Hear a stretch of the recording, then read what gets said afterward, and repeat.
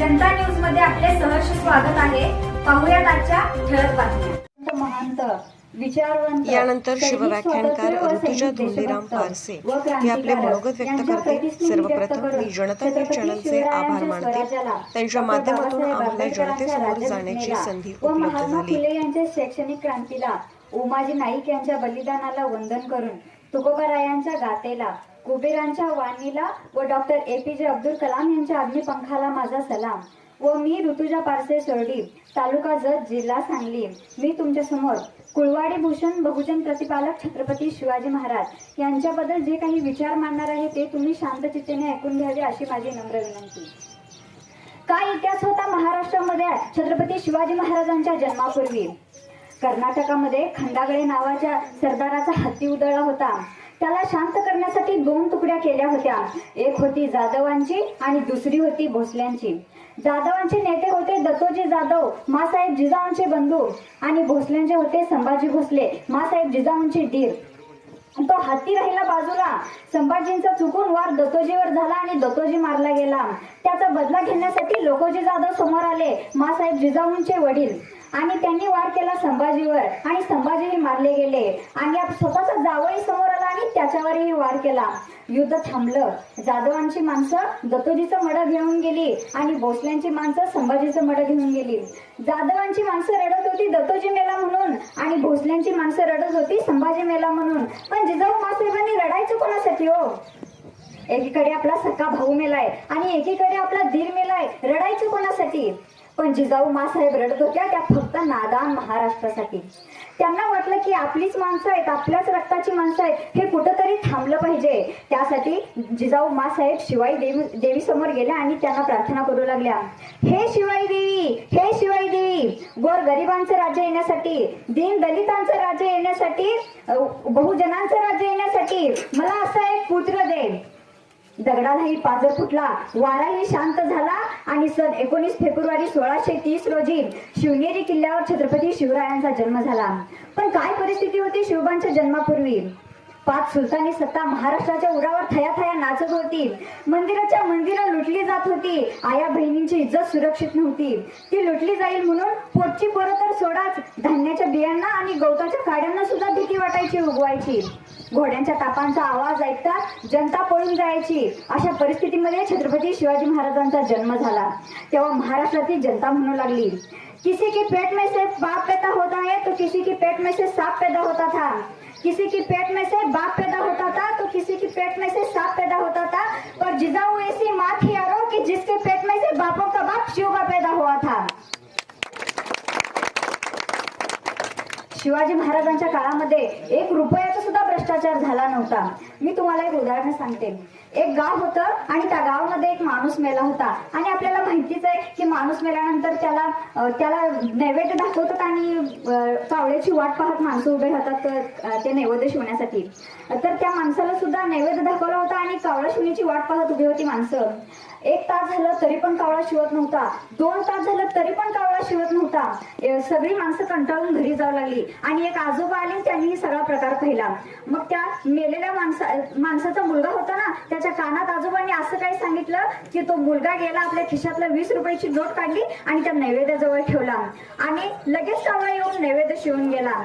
त्यावेळी सगळी लोक आपापल्या घरी गेली, पण त्या गर्दीतली काही 4 टाळकी हुशार टाळकी येऊन त्या आजोबांना विचारू लागली, आजोबा आम्ही 1 तास उभारलं तरी कावळ्याने नैवेद्य शिवला नाही, 2 तास उभारलं तरी पण कावळ्याने नैवेद्य शिवला नाही, तुम्ही त्या पोराला असं काय सांगितलं की त्याने 20 रुपयाची नोट ठेवता लगेच कावळ्याने नैवेद्य शिवला? त्यावेळी ते आजोबा म्हणाले, अरे तो मेलेला माणूस तलाठी होता आणि माझा मित्र होता म्हणून तो 100 रुपयात माझं काम भागवायचा आणि हा त्याचा मुलगा म्हणून त्याने 20 रुपये त्याचं काम भागवलं। अशी भ्रष्टाचाराची अवस्था आपल्या भारतामध्ये निर्माण होते। म्हणून आपल्याला शिवचरित्र वाचायचं आहे। आपले राजे कुतुबशहाला गोवळकोंड्याला भेटायला गेले होते आणि एक राजा आपल्या भेटीसाठी आलाय म्हणून गोवळकोंड्याच्या राजाने कुतुबशहा याने आपलं राज्य दाखवायला सुरुवात केली। राजे ही बघा आमची शस्त्रशाळा, तिथं विविध प्रकारची शस्त्र आहेत। राजे ही बघा आमची घोडशाळा, इथं विविध प्रकारची घोडी आहेत। आणि राजे ही बघा आमची कर्नाटकी मदमस्त हत्ती शाळा, इथं विविध प्रकारची कर्नाटकी मदमस्त हत्ती आहेत। तेव्हा राजाला ती हत्ती पाहून आश्चर्य वाटलं। ते आश्चर्य काही लपलं गेलं नाही। त्यावेळी कुतुबशाह म्हणाला, अहो राजे, तुम्ही पण राजे आहात, तुमच्याकडे पण असतीलच की असे हत्ती. त्यावेळी महाराज नाही तर कसे म्हणायचं. महाराज म्हणाले, आमचा दऱ्याखोऱ्यांचा प्रदेश आहे, इथे आता असले हत्ती चालत नाहीत. आमच्याकडे हत्ती नाहीत, पण हत्तीच्या ताकदी एवढी माणसं आहेत. त्यावेळी कुतुबशाह त्यावर हसला आणि म्हणाला, हत्तीच्या ताकदीची माणसं कुठं असतात होय? आणि जर असतील तर तुम्ही सोबत आणलीच असतील की, आणि सोबत आणली असली तर उतरवा की मैदानात. तुमचा हत्ती ताकदवर आहे का आमचा हत्ती ताकदवर आहे बघूया. त्यावेळी शिवाजी महाराजांनी मागे वळून पाहिलं तर मागे उभा होता येसाजी कंक. येसाजी कंक समोर आला आणि महाराजांना मुजरा केला आणि मृत्यूशी झुंजायला त्या मदमस्त हत्तीशी लढण्यासाठी तयार झाला. आणि माणसाचं आणि हत्तीचं युद्ध सुरू झालं. बघणाऱ्यांच्या नजरा शांत झाल्या आणि हत्ती, तो मदमस्त हत्ती येसाजीवर चाल टाकत होता आणि येसाजी मागे सरकत होता. अशा अवस्थेमध्ये त्या हत्तीने आपल्या सोंडेमध्ये येसाजीला उचलून धरलं. बघणाऱ्याच्या नजरा शांत झाल्या आणि सगळ्यांना वाटू लागलं, आता येसाजी बेमोत मारला जाणार. असे वाटतं क्षणी येसाजीने आपल्या कमरेची लकलकी तलवार काढली, त्या हत्तीच्या सोंडेवर एकच चपकान वार केला आणि हत्ती जमिनीवर कोसळला. महाराष्ट्रात त्या हत्तीने कर्नाटकाच्या मदमस्त हत्तीला मातीत लोळवलं होतं. शपथ आम्हाला तळपत्या तलवारीच्या पातीची, आस नसे आयुष्याची आणि भीती मृत्यूची. वाघालाही शांत करणारी जात मावळ्याची, वाघालाही शांत करणारी जात मावळ्याची. येसाजीचा पराक्रम पाहून कुतुबशाह खाली उतरला आणि आपल्या गळ्यातील कंठाहार काढून येसाजीचा समोर ठेवला. त्यावेळी येसाजी 2 पावले मागे सरकला आणि म्हणाला, आमचं कौतुक करायला आमचं राजा खंबीर आहे, पण आयऱ्या गैरेची थोपही आपल्या पाठीवर पडू दिली नाही. याला म्हणतात निष्ठा, याचं नाव आहे मावळा. खरी निष्ठा शिवाजी महाराजांच्या काळातच पाहायला भेटते. आपल्या महाराजांचं नियोजन कसं होतं मित्रांनो? 10 सप्टेंबर 1669 रोजी शिवाजी महाराजांनी प्रतापगडाच्या पायथ्यावर अफजल खानाचा कोदळा बाहेर काढला होता. कोदळा बाहेर काढण्यासाठी फक्त 2 मिनिटे लागली होती आणि त्या 2 मिनिटाच्या यशासाठी महाराजांनी तब्बल 1 वर्ष नियोजन केलं होतं. किती? तब्बल 1 वर्ष नियोजन केलं होतं. अफजल खानाने शिवाजी को जिंदा या मुर्दा पेश करतो असं म्हणत विजापुरातून 40,000 सैन्यानिशी तो निघाला. पण शिवाजी महाराजांनी त्याच वेळी आपल्या हस्तकरांकरवे अफजल खानाचा हत्ती विष घालून मारला. तो हत्ती कसा मेला हे कोणालाच नाही समजलं, पण तो हत्ती मेला हे खरं. आणि त्या काळात स्वारीवर चाललेल्या सरदाराचा हत्ती मारणं म्हणजे खूप मोठा अपशकुन मानला जात होता. आणि त्यावेळी तो हत्ती मेला आणि अफजल खानाच्या सैन्याचं मन खच्चीकरण झालं. सैन्याचं तर काय, स्वतः अफजल खानाचं सुद्धा मन खच्चीकरण झालं होतं. एवढं मन खच्चीकरण झालं होतं की अफजल खानाने परत येऊ की नाही याची खात्री नाही म्हणून स्वतःच्या 60 बायकांना मारून सुद्धा टाकलं होतं. आजही विजापुराच्या बाहेर त्यांच्या 60ही बायकांचे थडगे आहेत. जर शत्रूला रणात पराभूत करायचं असेल तर आधी त्याला मनातून पराभूत केले पाहिजे. जो माणूस मनातून पराभूत होतो तो रणात कधीच जिंकत नाही आणि जो माणूस मनातून जिंकलेला असतो तो रणात कधीच पराभूत होऊ शकत नाही.